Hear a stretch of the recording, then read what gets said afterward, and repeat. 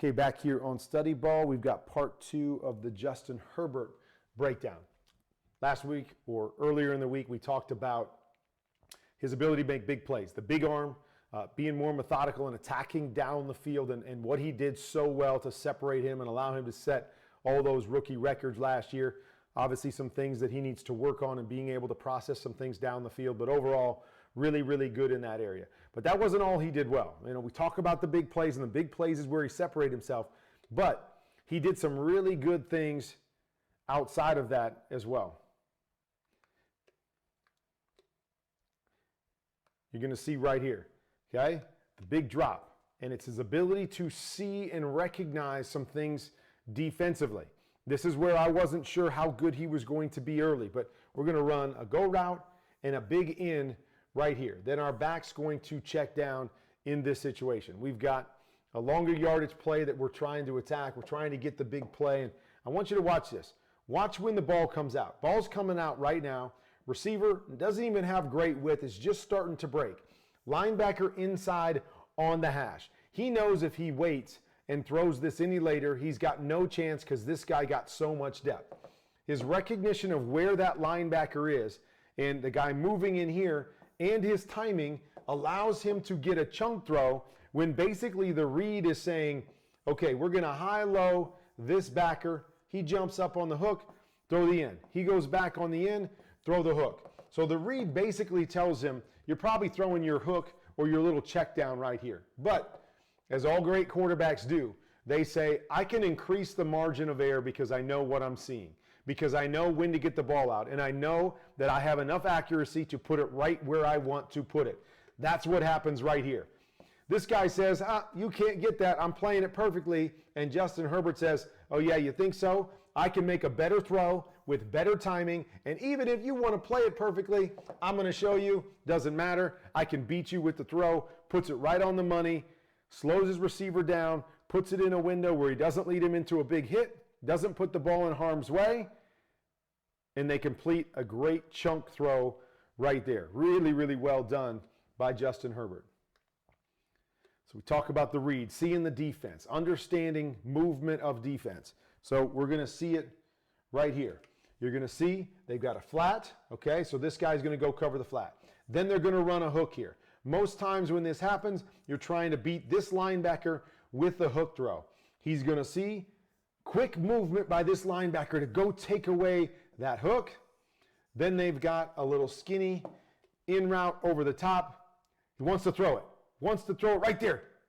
Recognizes the movement, the collapse of the defense there. Boom. Pull it down. React. And make the second level throw. Again, really, really well done for a young guy that wants to throw this one right here, but able to feel and recognize the movement and the squeeze. Nice throw up over the top to his receiver, even though it's a little bit late because of great recognition, these guys being out of position. Okay to be a little bit late, a little bit off balance because you were expecting to throw something else, but you make that play anyways. Good job by that young man.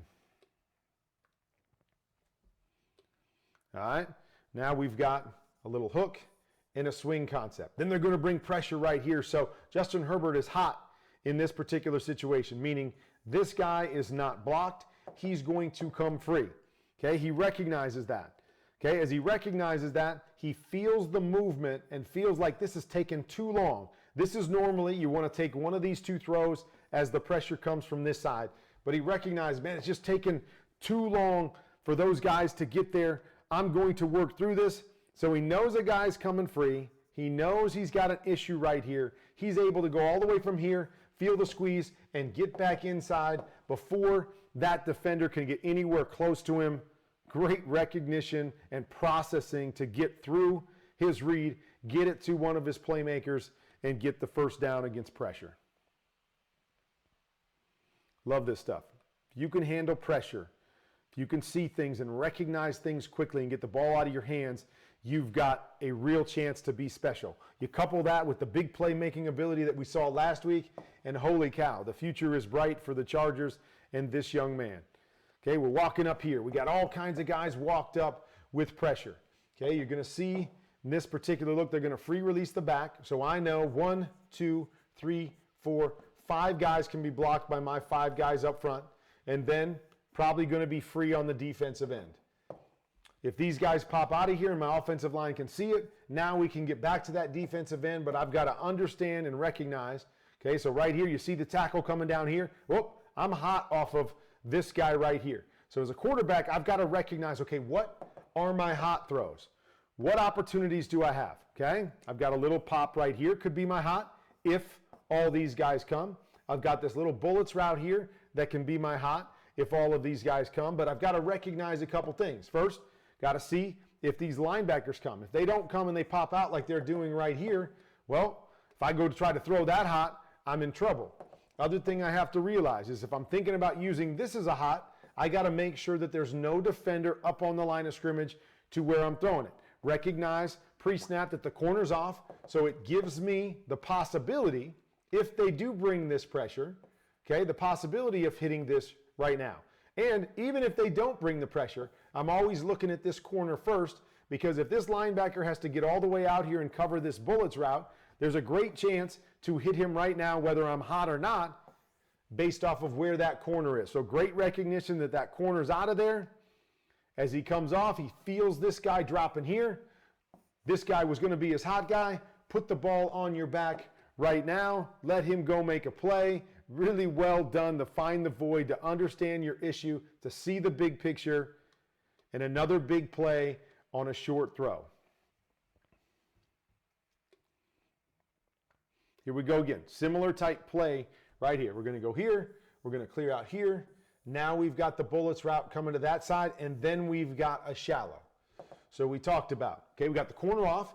There's a great shot to hit this quick, like on the last play, whether you're hot or not. But on this play, it's recognition that corner's off, but this backer pushes hard to go cover that. This backer pushes to cover the next guy. So what was good last time, and you see it right here, right? Corner off, this guy gets a little soft. There is a possibility to hit that right now if you want, but he feels this movement. I want you guys to watch how quickly he gets to his next guy, gets through this and feels these guys all covered and hits the void right there. Quick processing, understanding what he's seeing, understand what your real options are here. Because of this look, my real option is this guy right here. This guy goes hard, I'm going to replace in here. This guy goes slow, I can hit that right there. If he comes down hard in this direction to cover a man, now I have my shot on that wheel up over the top. Okay, the one thing I want you to notice again, talked about it a little bit last week in study ball, or in the first study ball on Justin Herbert, is notice how he continues to fall back in the pocket. And by doing that, he's bringing that pressure to him and he's staying right there in that spot. I'd really like to see him drop back, okay, see that, don't like it, slide up, let your tackle push him by, slide up here where I don't have an issue, and then make your read and your throw. Here he's kind of having to throw around the pressure and he's making it harder on his tackle because of that. That was one thing that I think he really needs to work on going into next year, is his presence in the pocket and his ability to set. If he doesn't have it right away, slide up and allow things to play out for him. But this is really, really well done in terms of how quickly he processes the movement, the coverage, and where the void is, and getting it to his playmaker once again.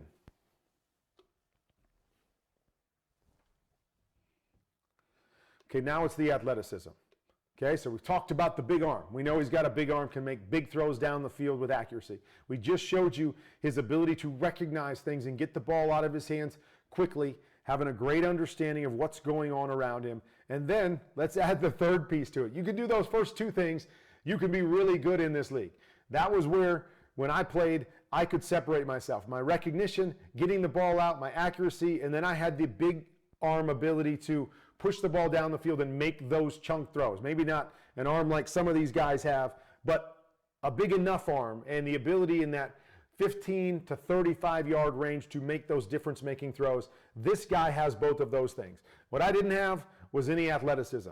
The ability to do this sort of stuff so you can get the big plays. You can recognize and make the quick throws. Now add a little athleticism to it, right? You've got a guy that's got a beat on you, pressure, coming on you, the ability to boop, avoid, and then not only avoid, but watch how he settles back in, understands what the concept is, and now the athleticism tied with the big arm and playmaking ability, boom, right on the money to his big crosser for another chunk throw that he created with his athleticism right there, his recognition, his ability to quickly reset and then use that big arm for a second level throw.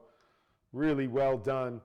And because of that athleticism, they can use him on the move and they can keep teams off balance with it as well. And you'll see it right here. Okay, every time we have a naked, we're trying to get a shallow. The shallow goes a little bit deeper, and then we have a crosser here. So as he gets out, we get a little bit of the edge here, but a guy's beating down on him. And he's trying to get this one over here, but you can see all these guys recognizing what's going on. Watch this. On the move, dead sprint towards the sideline. And, you know, we see certain guys like Patrick Mahomes do these sort of things. Deshaun Watson do these sort of things. You're on a dead sprint to the sideline. You can't make this underneath throw, which is the easy one. You got to come all the way back, and we don't recommend it very often to throw back across your body to the middle of the field. But some of these guys just have the athleticism and the arm strength to be able to do that. And look at this right here, right? All covered here. He's able to fit it back in, make a great throw on the run with pressure coming down on him. And what do we say? Another chunk throw. Justin Herbert separated himself last year with chunk throw after chunk throw after chunk throw and difference-making throws for his football team. If he continues to get better inside the pocket and with those quick plays and processing things a little bit quicker to go along with this big playability, man, it is going to be fun to watch in LA with the Chargers and fun to watch this man grow throughout his career.